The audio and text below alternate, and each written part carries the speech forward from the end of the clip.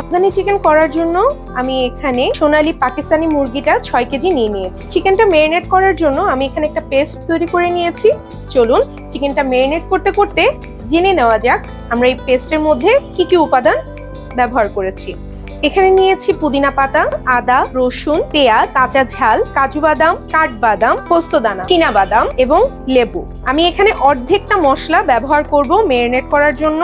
দিয়ে নিচ্ছি একটু সাদা তেল। আমি একটা টিপস শেয়ার করছি আপনাদের সাথে।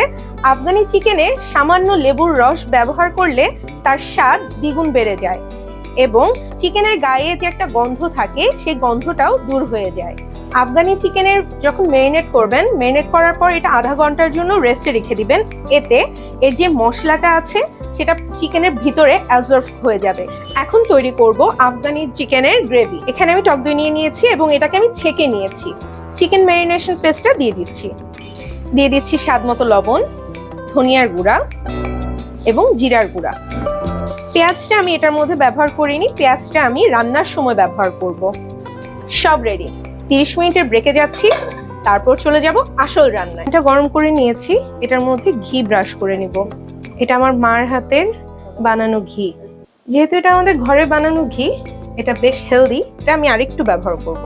সুন্দর একটা স্মেল বের হয়েছে। আমি মুরগিগুলো একটা একটা করে দিয়ে দিব। এগুলোকে হালকা একটু লাল হওয়া পর্যন্ত একটু ভেজে নেব।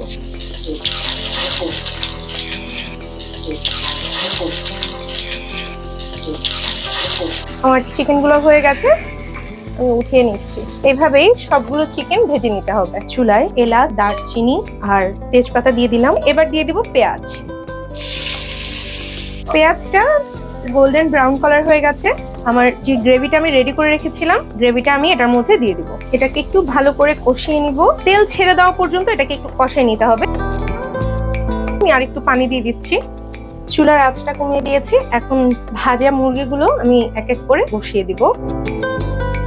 এখন এটার মধ্যে আমি একটু পানি দিয়ে দিব। বেশি নাড়া যাবে না, বেশি নাড়াচাড়া করলে মুরগিগুলো ভেঙে যাবে। এটা এক চুলাতে বা এক কষানোতে এটাকে উঠায় ফেলতে হবে। পানিটা হালকা শুকায় আসলে আমরা চুলাটা বন্ধ করে দিব। আমি এখন এটাকে ঢেকে দিই। আমার আফগানি চিকেন রেডি হয়ে গেছে। আমি এর মধ্যে একটু ঘি দিয়ে নিচ্ছি, একটু সামান্য বেরেস্তা দিয়ে এটাকে সার্ভ করে নেব একটু পরেই। আমাদের রান্নাটা যদি ভালো লেগে থাকে তাহলে অবশ্যই আমাদেরকে জানাবেন। পরবর্তী ভিডিওতে দেখা হবে। ততদিন পর্যন্ত ভালো থাকবেন, সুস্থ থাকবেন। আল্লাহ হাফেজ।